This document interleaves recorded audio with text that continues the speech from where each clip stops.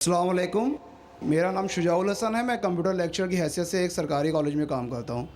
जनाब, आपसे मिला हुआ वक्त बहुत कीमती है और बहुत नाकाफ़ी है, लेकिन फिर भी मैं 2 सवाल करूँगा। अल्लाह आपसे गुजारिश है कि जो आपने नियम बताया उसके अलावा जाके इन दोनों सवालों का जवाब दे दें, मेहरबानी होगी। पहला जो है दहशत गर्दी से रिलेटेड है कि ये जो टेररिज्म के लिए अभी एक साहब मस्तूरात से क्वेश्चन आया था, उसका जो आपने जवाब दिया मैं उससे बहुत ज़्यादा जो है सेटिस्फाई नहीं हुआ। आपने बुश और अमेरिकी ताकतों को बहुत बड़ा टेररिज्म बना के, और जो मेन सवाल था उसका जवाब नहीं मिला। मेरा सवाल ये है कि कश्मीर की इनोसेंट किलिंग या अफ़गानिस्तान पे जो आपके इन्फोर्स करके इस्लाम को लोगों ने कोशिश करी, तालिबान ने, वो, या उसामा बिन लादेन, इन तीनों को इस्लाम और कुरान की रोशनी में जस्टिफाई किया सकता है या नहीं? और मेहरबानी करके दूसरा क्वेश्चन भी सुन लीजिए। एक सवाल भाई साहब, एक सवाल जो रूल्स है उसके ऊपर किए। भाई साहब ने कहा कि अहम सवाल कश्मीर के बारे में मैंने जवाब दिया ही नहीं। भाई साहब, वो सवाल में कश्मीर का जिक्र था ही नहीं, आपने सवाल ही नहीं सुना। वीडियो रिकॉर्डिंग है इधर। उस सवाल में कश्मीर का जिक्र था ही नहीं। उस सवाल में ये था कि जो WTC का वो जिहाद है क्या नहीं है। मैंने कहा है, लेकिन जिहाद फी सभी शैतान। आपने दूसरा सवाल किया कि मेरे नज़र में जो ओसामा बिन लादेन कर रहा है वो कुरान और हदीस की रोशनी में सही है क्या नहीं। जो लोग कश्मीर में झगड़ रहे वो सही है क्या नहीं। जो अफ़गानिस्तान में कर रहे सही है क्या नहीं। 3 सवाल, एक सवाल के 3 हिस्से। मैं पहले का जवाब तो दे चुका हूँ, शायद आपने नहीं सुना, कि ओसामा बिन लादेन कुरान और हदीस की रोशनी में सही कर रहा है क्या नहीं। मैं तो ओसामा बिन लादेन से मिला ही नहीं। आप मिले होंगे, मैं नहीं मिला। अल्लाह ताला फरमाते सूरह हुजुरात में सूरा नंबर 49 आयत नंबर 6 में, जब भी कोई आपको इन्फॉर्मेशन, कोई चीज़ मालूम पड़ती है, खुसूसन अगर फासिक के ज़रिए है, तो उसकी तहकीक करो।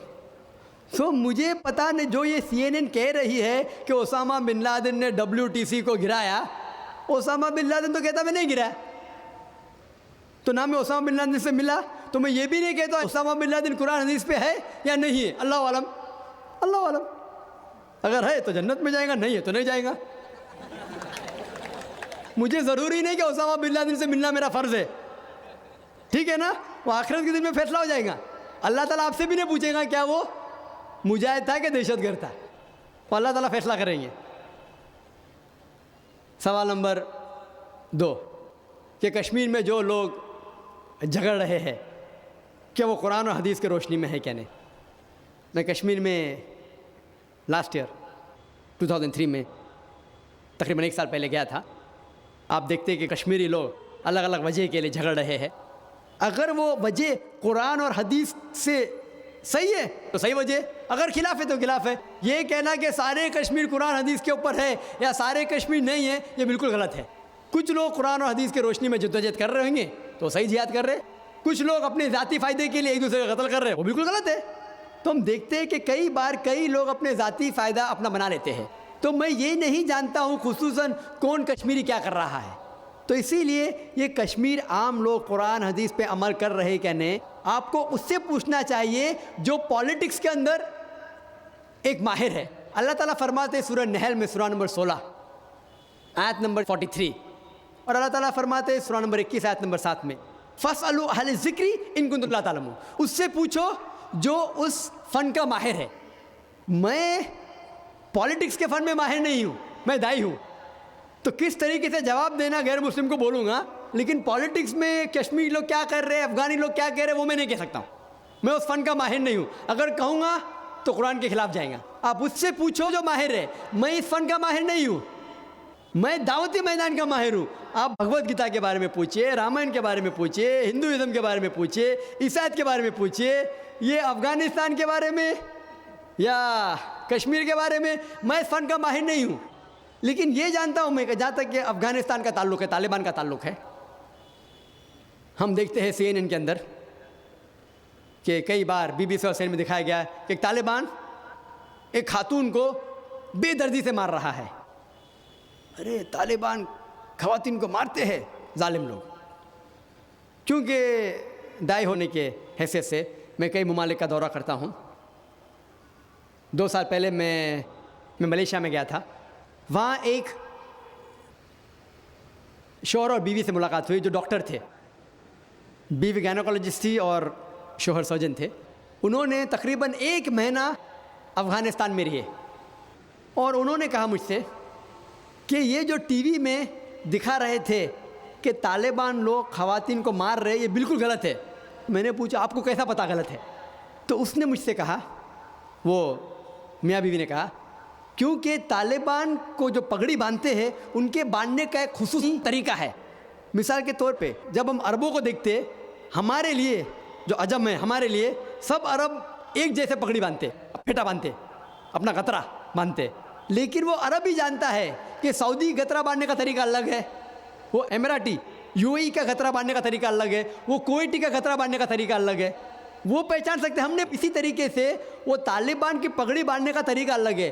वो डॉक्टर कहने लगे मुझसे कि जिस तरीके से वो बीबीसी और सीएनएन में दिखा रहे थे तालिबान ख़वातीन को मार रहे, वो तालिबान है ही नहीं, वो एक्टर लोग को लेके आए थे,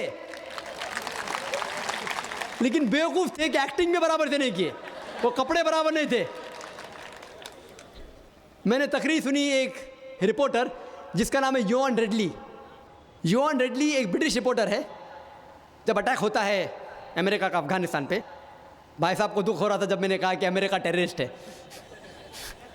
दुख हो रहा था उनको। जॉर्ज बुश अगर आपके रिश्तेदार तो माफ़ी चाहता हूँ मैं। तो योआन रेडली जो थी, योआन रेडली एक रिपोर्टर है, ब्रिटिश रिपोर्टर, सफ़ेद है, वाइट यूरोपियन। उसको भेजते हैं अफगानिस्तान में तहकीक करने के लिए तालिबान के बारे में। वो सारे तहकीक करती है और पूरे टाइम वो नकाब में रहती है, हिजाब में रहती है। एक बार कैमरा गिर जाता है और उसका राज फाश हो जाता है, तो तालिबान उसे पकड़ते हैं, 6 दिन तक उसे कैद करते हैं। और जिस तरीके से तालिबान ने उसके साथ बर्ताव किया, वो उस लेक्चर में कहती है कि लोग जब उन्हें पकड़ते हैं तो बोलते कौन इसके साथ है, तो आदमी को लेके आते हैं, फिर उसको लेके जाते हैं और सब लोग घेर लेते हैं। तो वो सोचती है अभी चंद मिनटों में ये जाहिल लोग मेरा कत्ल कर लेंगे, शायद हो सकता है क्या 10-15 तालिबान मेरा बलात्कार करेंगे। उसके जहन में ये सब जा रहा है, सोच रही हो सकता है कि मुझे झाड़ पे से लटका देंगे। वो एकदम डरी हुई होती। 1 घंटे तक लोग उसे घेरते लेकिन कोई भी सामने नहीं आता। वो सोचते अभी मेरी मौत, अभी मेरी मौत। 1 घंटे बाद एक अफगान औरत आती है और उसके जिस्म की जांच पड़ताल करती है। फिर उसे पता लगता है हाँ ये लोग समझते हैं कि मेरे पास हथियार है। वो इतना तेज में आती है, अगर लोग मेरे से पूछना चाहिए हथियार में, बोलती नहीं है। 1 घंटा तक के मैं तड़प के मर रही हूँ कि ये आज मुझे मारेंगे। वो तेज में आके क्या करती है, अपना स्कर्ट उठा लेते, देखो मेरे पास हथियार नहीं है। जैसा स्कर्ट उठाती है, तालिबान 180 डिग्री उस तरफ देखते और भाग जाते। तो वो कहती है अपने तकरीर में, तालिबान को मारने के लिए बम गिराने की ज़रूरत नहीं। वो कहती है अगर औरतों के कपड़े छोड़ेंगे तो तालिबान मर जाएंगे शर्म के मारे। और वो तकरीर करती है कि इस इज्जत से मेरी हिफाजत की 6 दिन तक के वो तालिबान लोग ने।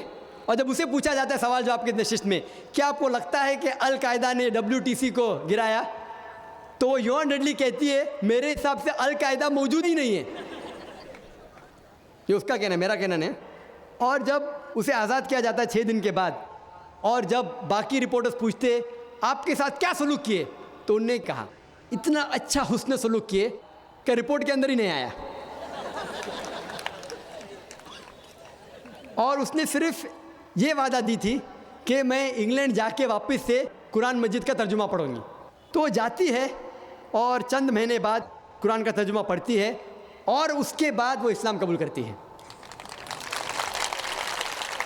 तो उसके नज़रिए से तालिबान एकदम मासूम है, उनके ऊपर जुल्म किया गया था। तो आप मुझे पूछेंगे भाई तालिबान क्या कुरान और हदीस की रोशनी में सही है? तो इसका नज़रिया अगर लेंगे, जो गैर मुस्लिम थी योआन रेडली, अभी माशाल्लाह हिजाब भी कर रही है, वो यूरोपियन हिजाब कर रही है माशाल्लाह, तो उसके नज़रिए से भाई तालिबान अच्छे लोग हैं। तो इसीलिए नज़रिया बदलते जाता है।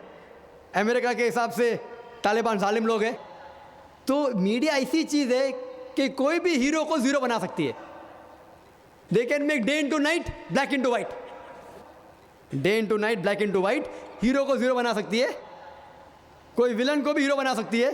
तो इसीलिए कुरान मजीद में अल्लाह ताला फरमाते कोई भी चीज़ आपके पास आती है उसकी तहकीक करो तीसरे को पहुंचाने के पहले। तो इसी बुनियाद पे मैंने कहा था, क्या नाम है, ओसामा बिन लादेन को जानता हूँ ना, यहाँ क्या हो रहा है पता नहीं मुझे, अफ़गानिस्तान भी मैं नहीं गया हूँ, लेकिन ये रिपोर्ट के ज़रिए ये पता लगता है कि ये जो अमेरिका कर रही है अपने मीडिया के ज़रिए, ये शैतानी हरकत जो गलतफहमी फैला रही है, उसकी सज़ा तो इंशाअल्लाह उन्हें मिलेंगी। इसीलिए मेरे नज़रिए से जॉर्ज बुश नंबर 1 टेररिस्ट है, आपको दुख आएगा।